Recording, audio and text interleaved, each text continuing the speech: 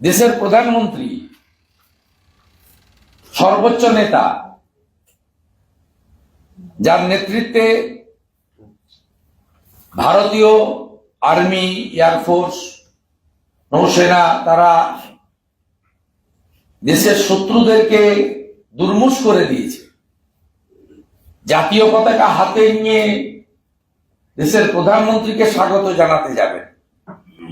কোচবিহার, আলিপুরদুয়ারে মা বোন দিদিরা যারা রান্না করে খাওয়ান, তারা পাইপ লাইনে গ্যাস পাবেন। একটা জয়ফুল মোমেন্টের মতো, আনন্দ উৎসাহের মতো সেখানেও অংশগ্রহণ করতে দেওয়া হবে না। এবং এই যে 22 জনকে আহত করা হয়েছে, 34টা গাড়ি ভাঙা হয়েছে, মূলত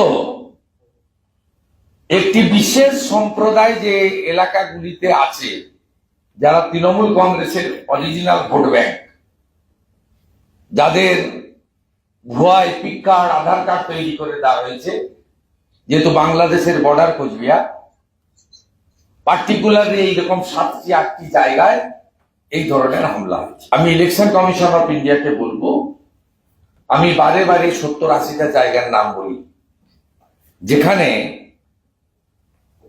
গণতন্ত্রের লেশমাত্র নেই, সনাতনীদের ধর্মীয় স্বাধীনতা নেই।